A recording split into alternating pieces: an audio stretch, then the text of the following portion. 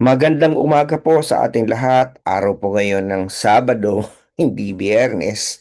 At ito naman po si Professor Tonton Contreras sa isa na naman edisyon ng Usapang Politika dito sa Facebook, live, pero Sabado at hindi Biyernes. At doon sa mga aking mga followers sa Facebook at pati doon sa mga subscriber sa YouTube, syempre laging team replay. Pero ngayon, lahat yata naging replay kahit yung live. Kasi kahapon, hindi po ako nakapag-live sapagkat ako po ay may mga inasikaso. At nung hapon ako'y pagod na pagod at hindi ko na kayo nasabihan, na abisuhan. So anyway, pag Biyernes hindi tayo nakakapag-live, lagi po akong nagme-makeup ng Sabado para makapag-may live tayo. Pasensya na po at medyo marami po tayong mga inaasikaso sa ngayon. Marami tayong tinatapos na mga deadline. May mga personal din na lakad na kailangang asikasuhin sa pamilya. So hindi natin tayo nakapag FB. Pero alam ko naman na lagi kayo po ay nag-aabang. Maraming salamat. Ngayong araw na to, pag-usapan natin yung quorum. Kalimutan muna natin yung mga tungkol sa impeachment, tungkol dyan sa Senado. Pag-usapan natin ng quorum, medyo maging academic tayo sa baka akala nyo maging boring ngayon ang ating pag-uusap. Pero kailangan po natin ding pag-aralan ano ba talaga yung quorum. Kasi alam nyo, yung quorum ay mahalaga yan sapagkat di naman lingid sa inyong kaalaman ay siya yan ngayon ay nagiging source ng problema ngayon ng mga pag-uusap. Ano ba yung quorum? Siguro narinig nyo na sa mga nagmamadyong, walang quorum, uwi na tayo, di ba? Ano ba yung quorum? Sa isang simpleng definition, ang quorum yan lang yung minimum number ng mga miyembro ng isang grupo na dapat andun presente para ang grupo ay makapagkandak ng kanyang business o kanyang gawain at makagawa ng mga valid na mga desisyon. Kaya nga tama din yung sa Madyong. Kasi sa Madyong, kung wala kayong apat, walang quorum, mahirap magmadyong ng mag-isa lang kayo. Although pwede kang magmadyong ng dalawa, pero hindi yun optimal. So ang quorum ay minimum number ng miyembro na kailangan na andun sa meeting para makapag-meeting ng opisyal at makagawa ng mga desisyon na binding and valid. So ang tanong, saan ba ito ginagamit? Ito'y ginagamit sa mga lehislatura, sa mga parliament, mga congress, sa mga board meetings, sa mga organisasyon, sa mga homeowner association. So, sa in general, ang quorum, wala namang specific number yan. Yan lamang yung mga minimum na nilalagay para magkaroon ng opisyal na status ang pagtitipon. Pero ito ay nakatalaga sa gabay ng grupo at ito ay konstitusyon, yung law, yung charter, yung bylaws, yung rules na governing nung nag-govern noong kapulungan o nung body. So may mga common methods yan. Merong nagsasabi na dapat ang core majority of all members. Ito yung most common rule. For example, yung body na katulad ng Senado na 24 ang members, kung itong interpretasyon, ang quorum nito labat 13. Meron namang mga quorum na current members lang, majority. Ibig sabihin yung mga vacancies are excluded. Kunyari, ang House of Representatives, kapag merong 10 vacancies, kunyari ang Senado, 24 ang miyembro pero may 2 bakanteng posisyon. Ang binibilang lamang ay yung mga current members. So therefore, depende yan sa pagkakadefine. Ano ba yung quorum? In fact, may mga kapulungan na ang quorum ay fixed. Kunyari, dito sa UP, ang University Council, ang quorum ay nakafix sa 80. Yun. Okay? Nakafix yan sa 80.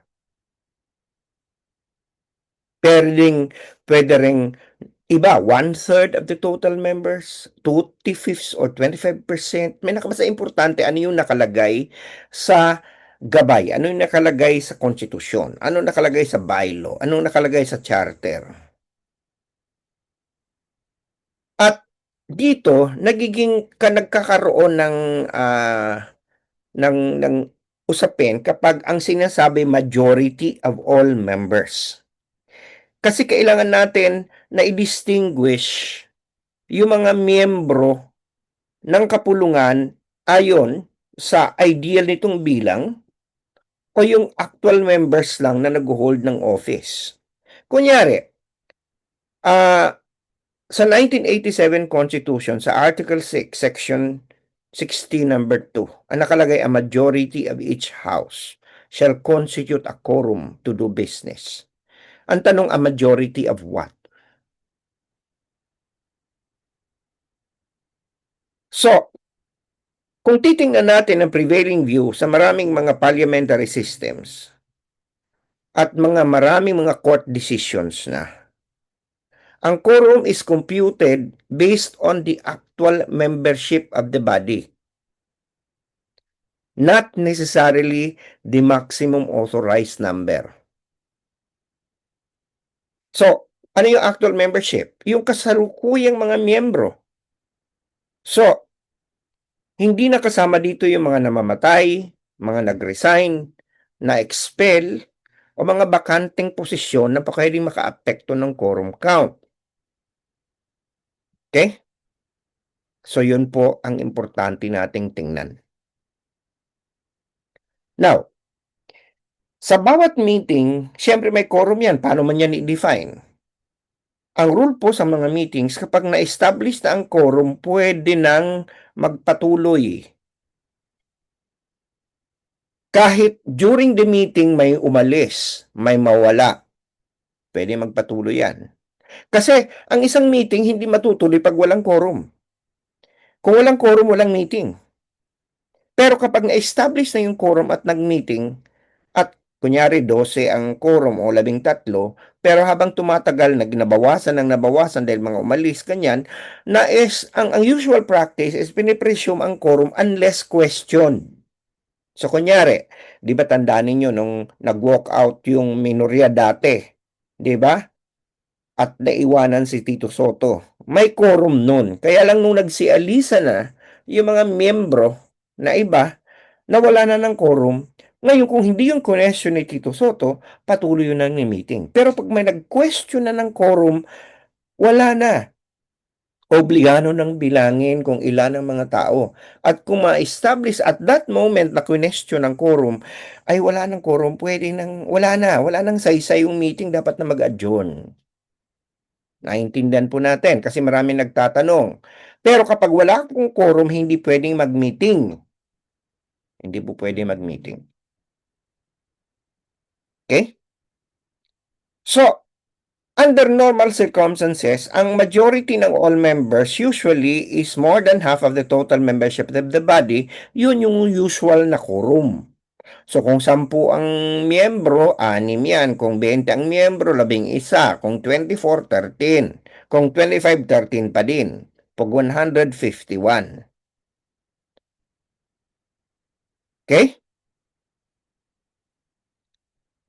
Pero, ang dapat nating tinitingnan, ito ay kung yun ang nakalagay.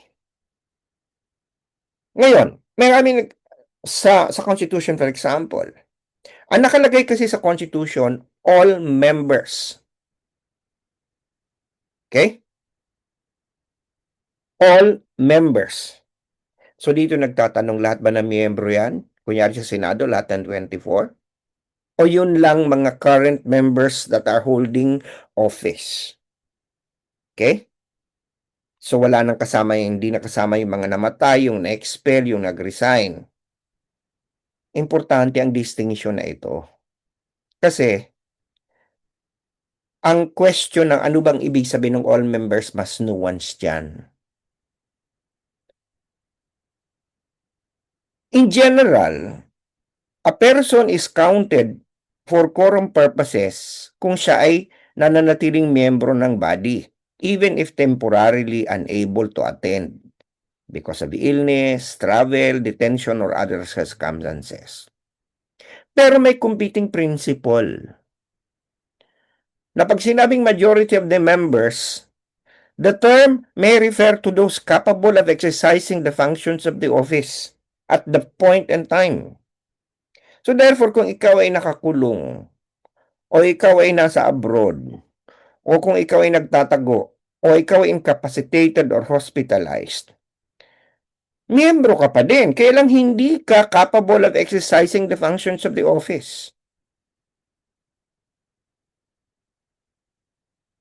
So, kasi alam nyo, ang ibig sabihin nito, kapag bibilangin natin yung mga absent, bibilangin natin yung mga talagang mga nagtatago lang, okay? Pwedeng iparalisa ng mga miyembro na nagbo-boycott ang isang sesyon. Okay? So, in general, parliamentary laws and parliamentary practice, iniwasan na yung mga deliberate and malicious absences ang siyang mag-undermine ng kapasidad ng isang body to function. Okay? So, ngayon, ang gawin natin, balikan natin ang saligang batas. Nasa Section 16 kasi yan eh. Sa Section 16 number 2, a majority of each house shall constitute a quorum to do business. But a smaller number may adjourn from day to day and may compel the attendance of absent members in such manner and under such penalties at such house may provide. Itagalogin natin. Ang mayorya ng kada kapulungan ay siyang magkukonstitute ng quorum. Pero ang maliit, kung hindi sila makarating ng ganon, pwede nilang i-adjourn yun. Kaya lang, meron silang kapangyarihan na mag-issue ng order na i-compel. Madasalita, ipa-arrest. Yung mga nahin mga members na wala doon at parusahan pag hindi sila umattend. Importante po ito. Sapagat dito nakikita na may mga sitwasyon na kung saan ang mga miyembro ay absent. Subalit, dahil walang quorum, pwedeng i-compel ng mga miyembro ang mga absent na umattend sa susunod na meeting.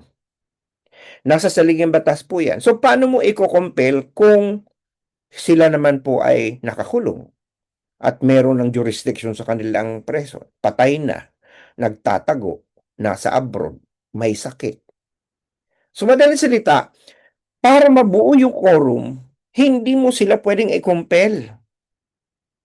So therefore, ang ibig sabihin nito, kung babasahin natin yung entirety ng saligang batas, klaro na ang pagbibilang sa ibig sabihin ng all its members, yan ay doon sa mga tao na kaya na kunin pwersahan ng Sergeant at Arms at paatindin.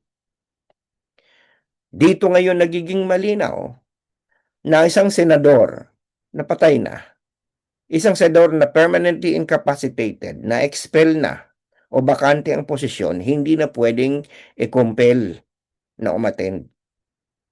At dito rin malinaw na ang isang senador na nakadetine, nakakulong, hindi na pwedeng i-compel basta-basta ng Senado. Wala na sa kapangyarihan ng Senado na arestahin siya. Ano siya?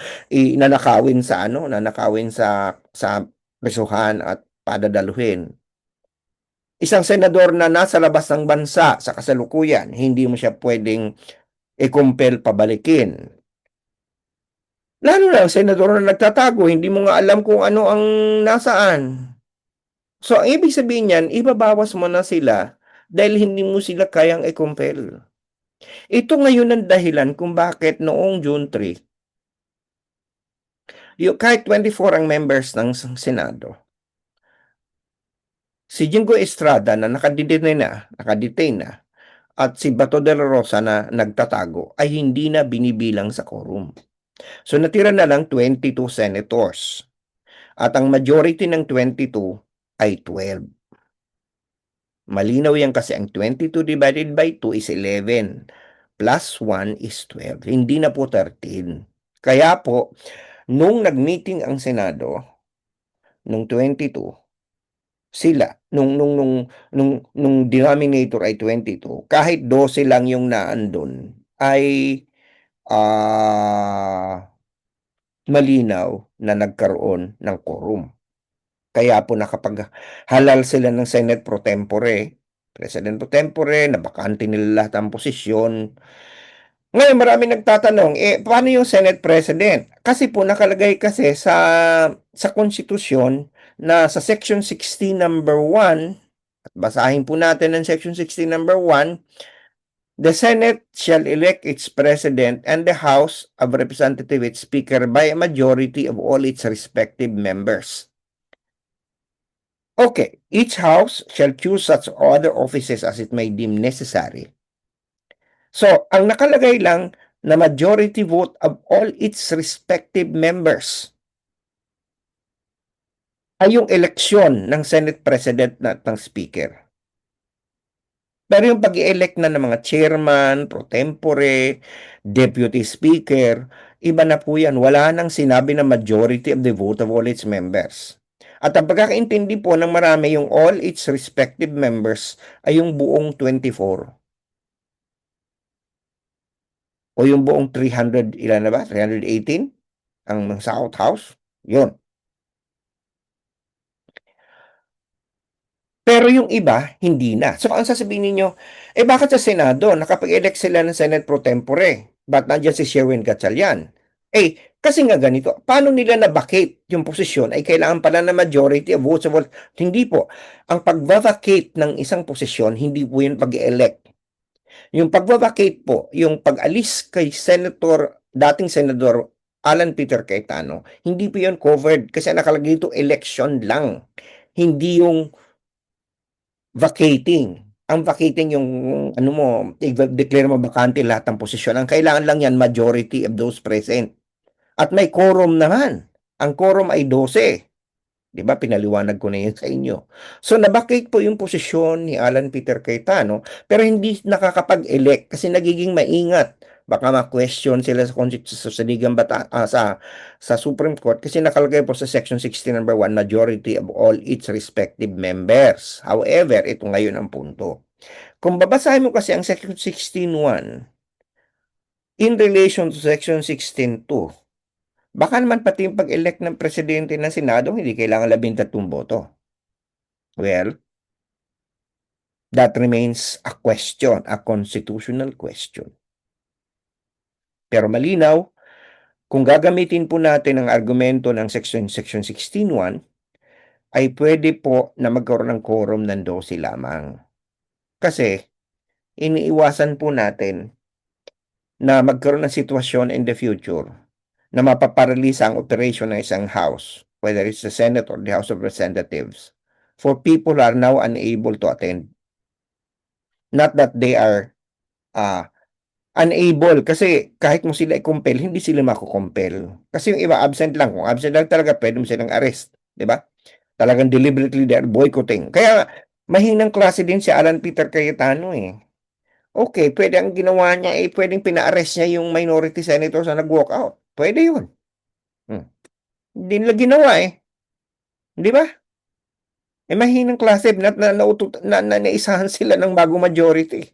Mukhang mas alam ng bago majority ang parliamentary rules. Yun ang point dito. Malinaw po na nagiging kung sa ano naisahan sila. Okay? Kasi pwede namang i-arrest. Pero ang inaalis natin dito, yung point na, paano? Let us talk about certain ideal situation. Well, not so ideal situation, but hypothetical. Paano kung 24 senators, yung 12 sabay-sabay na, for the lack of a better word, ay nag-boycott? Hindi ba? Hindi magkakaroon meeting. Paano kung sabay-sabay silang namatay, nagkaroon ng cataclysmic na pangyayari? Hindi ba? Paano kung nagkaroon ng major na event na yung dosing yun lahat ay nawala o hindi na makakapag-meeting ng Senado? Wala na. At dyan pumapasok yung usapin ng impeachment. Yan ang sunod nating tingnan kasi nakalagay kasi sa impeachment, 2/3 all its members. Tingnan nga natin kung saan yung impeachment na yan, ha? I want to be sure. Accountability of public officers. Tingnan natin sa Constitution.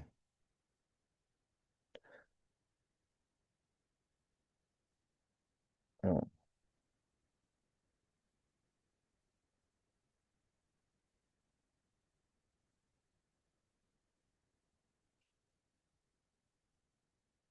Tinitingnan ko. Two-thirds of all its members. Okay?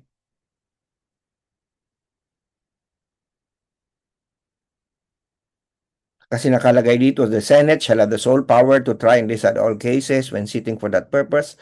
The senator shall be on oath of affirmation. No person shall be convicted without the concurrence of two-thirds of all the members of the Senate. Ginamit na naman yung all the members. So may mga lumalabas ngayon na issue na ito bang all the members na ito ba yung 24? Kasi ngayon 22 na lang sila. So may mga argumento na kung hindi naman makakapag-participate sa hearing itong mga ito, di ba, paano sila boboto? Di ba? Paano sila makakapagboto kung si Sabato ay nakatago at si Jinggoy ay nasa kulungan? Hindi naman nila narinig eh. Di ba? Yung deliberasyon, paano sila mabigyan hindi din sila makakapag-function for the purpose of the impeachment. So, yung all its members, ano bang ibig sabihin nun? So, itong mga ganitong usapin, malinaw na this is something that the Supreme Court needs to decide. Ako naniniwala ako itong usapin na to pwede itong dalhin sa Korte Suprema para magkaroon ng linaw. Ano ba talaga ang basihan? Ito ba talaga ay 16 votes? Kasi two-thirds of 24 16 o a lower vote? Okay? Kasi pag 22 na lang sila, ang lalabas ay parang ang 22, ang two-thirds yata niyan kasi ang 22 ay magiging 15 na lang, mababawasan ng isang. So, kasi alam nyo, iniwasan din natin nito ang isang pangyayari. Kunyari, merong isang impeachable official. Paano kung ang gawin niya ay, kasi para magkaroon ng 16 votes, kailangan merong at least 16 senators attending. Paano kung bigla siyang, etong impeachable official ay ipapatay niya yung siyam na senador? Di natira na lang 15. Hindi ba? Paano kung biglang sabay-sabay namatay yung siyam na senador? Just knock on wood. Di ibig sabihin, wala nang impeachment forever. Kasi hindi makakarating ng 16 votes. So yun ang dapat natin tingnan. Kasi ang isa sa mga basehan para ma-interpret mo ang saligang batas ay hindi naman yan ginawa para ma-interpret in such a way na mapaparalisa ang gobyerno. The government will be paralyzed. Ang Korte Suprema nga di ba 15 ang miyembro niyan? The majority niyan lagi dapat 8. Pero hindi pwedeng may mga times na ang naiiwanan na lang na majority kasi may mga nag-inhibit, di ba? May nag-inhibit na court member ng Supreme Court dahil tapos may absent, may sakit. So paano ba nila ginagawa ang majority? Majority of the present, the majority of those who can attend, who can be compelled. Di ba? So it's something that we need to really reflect on. And sa tingin ko, debatable issue yan sa ngayon. It's a justiciable issue because it is an interpretation of the Constitution. I think it should be the court's prerogative and the court's power. So I think it's about time to go run again to the court and ask, ano ba talaga yung all its members? Yung ba yung lahat ng 24 o yun na lang makakapag-function? Kasi hindi naman tama na yung mga hindi naka-attend ng pagdinig dahil sila nagtatago o kaya sila ay nakakulong ay boboto. Paano yun? Boboto lang siya based on anong basihan niya. Hindi niya narinig yung mga argumento. Hindi ba? So, bibilangin pa rin ba siya sa 16? Kasama ba siya sa all its members? O babalik tayo doon sa Section 16, number 2, ng Article 6 ng Constitution na nagsasabi na ang pwede lang bilangin yung pwede makumpel na umattend. Diba? Yung kayang i-compare ng mali. Anyway, so medyo masalimot. Pero at the end of the day, because we are a constitutional government, the Supreme Court will have to make that decision.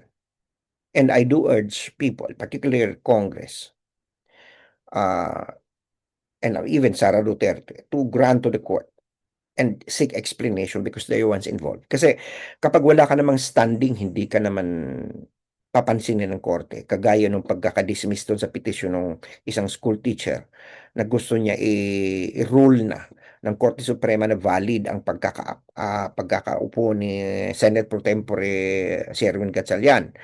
Ngayon, sabi ng Korte Suprema, hindi namin kita papansin kasi wala kang standing, hindi ka naman apektado. Ngayon, na-misinterpret din ito ng marami na, hindi pala valid ang pagkakaupo ni Sherwin Gatchalian. Hindi po. Ang sinabi lamang ng Korte Suprema dito ay hindi kita pwedeng pansinin yung nag-petition kasi wala kang standing, wala kang kasama hindi ka kasama dito kung hindi ka apektado. Hindi yung merits ang pinag-usapan dito. So anyway, sana napagturok yung kaisipan na plus ng mga puso at napabago pa ng subuhay, lalo-lalo sa usapang politikal. Dahil sabi sa akin ng Lasal, teach mind, touch heart, and transform lives. At sana, nakapagsilbi ako sa bayan dahil sabi sa akin ng UP Serve the People. So sige po, pasensya na po at Sabado na tayo uling nakapag usapang politika, pero sana bumawi naman ako ngayon, medyo napahaba ang ating discussion. Okay? Sige. Sa Lunes po, tayo po ay mag-usapang politika. Araw po ngayon ng Sabado, bukas Linggo, wala tayo. Enjoy the rest of your weekend. Okay? Lagi yung sinasabi. UP naming mahal. Ani mula sa magandang umaga, magandang hapon, magandang tanghali, magandang gabi. Nasa magandang sa mundo. Lalong-lalo doon sa mga team replay. Bye now.